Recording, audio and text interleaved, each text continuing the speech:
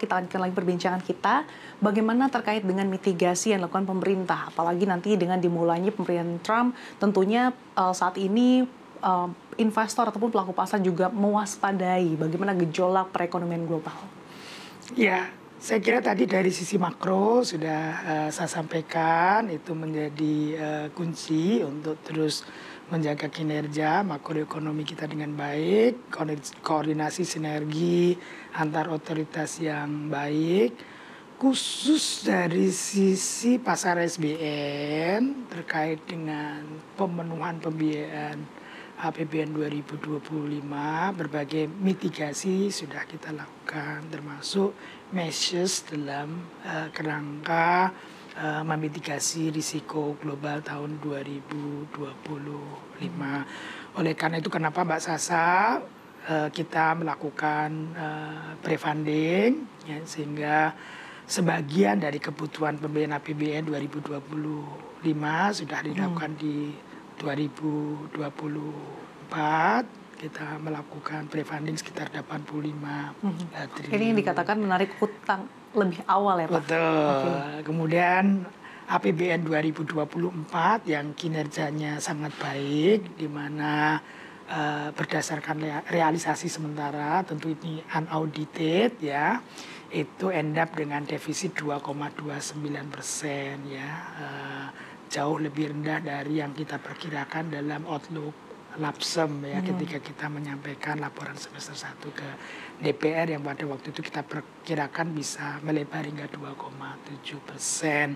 Kinerja APBN 2024 yang baik menyediakan landasan yang baik untuk memasuki tahun 2025, termasuk dalam mengelola dan mitigasi risikonya. Termasuk tadi dengan defisit yang lebih rendah juga dapat membentuk silpa sebesar lebih dari 45 triliun yang tentu dalam hal nanti dibutuhkan silpa itu juga dapat digunakan untuk memenuhi pembiayaan APBN tahun 2025, tentu dengan mekanisme yang sudah diatur dalam undang-undang. Jadi langkah-langkah tersebut dilakukan untuk bisa memenuhi pembiayaan APBN untuk memastikan bagaimana pembiayaan APBN di tahun 2025 ini tetap terjaga dan juga memadai Pak ya. Betul. Oke. Betul. Lalu kemudian dari strategi pemerintah juga dalam mengelola utang di tahun 2025. Kita tahu di tahun ini pemerintah dikabarkan akan menarik utang baru ya Pak, 700 triliun.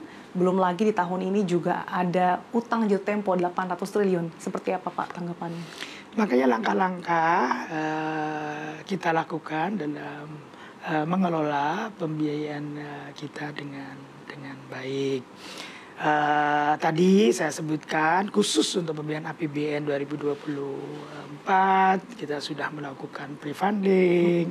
Kita memiliki silpa, kita juga masih memiliki SAL yang merupakan akumulasi silpa dalam beberapa tahun terakhir. Kita juga pemerintah telah melakukan kesepakatan dengan Bank Indonesia terkait dengan SBN pembiayaan COVID yang dibeli atau dipegang oleh Bank Indonesia yang akan jatuh tempo pada tahun 2025 ini, di mana pemerintah dan Bank Indonesia telah bersepakat untuk melakukan debt switch atau penukaran atas SBN jatuh tempo dalam rangka pembiayaan COVID yang dipegang oleh BI dengan SBN reguler dengan tenor yang lebih panjang sesuai dengan mekanisme pasar. Ini adalah measures yang dimiliki oleh pemerintah, yang dilakukan oleh pemerintah untuk mengelola pembiayaan tahun 2025. Lalu fokus pembiayaan utang di 2025 ini apa saja Pak?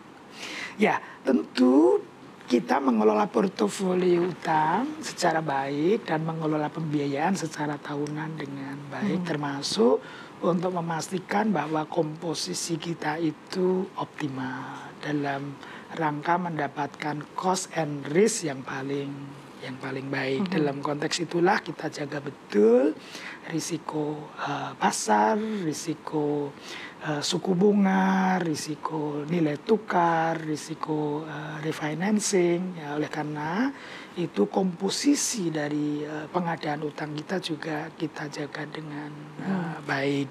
Kita menggunakan instrumen SBN maupun instrumen pinjaman, terutama dari multilateral, bilateral dengan biaya yang lebih rendah.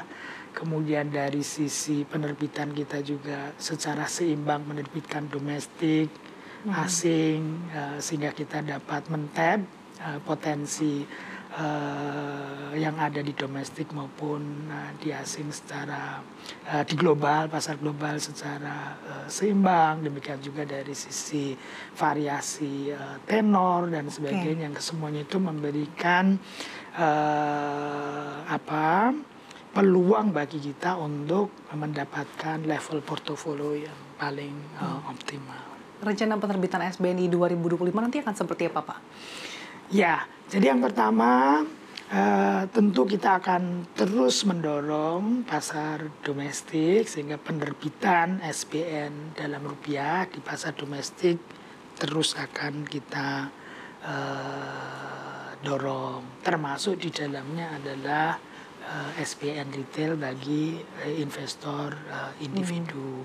Dalam beberapa tahun terakhir, penerbitan SBN retail untuk investor individu meningkat sangat baik, sangat signifikan. Di antaranya juga merupakan hasil dari edukasi, sosialisasi, dan literasi keuangan yang baik, yang tidak hanya tidak saja dilakukan oleh Kementerian Keuangan, tapi juga berbagai kementerian lembaga terkait, OJK, Bank Indonesia, dan industri. Tahun 2024 kemarin kita berhasil menerbitkan SBN retail lebih dari 148 triliun. Dan tentu itu akan kita jaga dan akan kita tingkatkan, karena SBN retail ini selain tadi tentu mendukung pasar SBN kita, tapi juga merupakan outlet investasi yang baik bagi masyarakat. Kemudian juga tentu investasi dari institusi seperti bank, dana pensiun, dan asuransi juga tentu perlu dijaga. Dan kita melihat dalam beberapa tahun terakhir perkembangan dari asuransi dan dana pensiun juga cukup baik. Kalau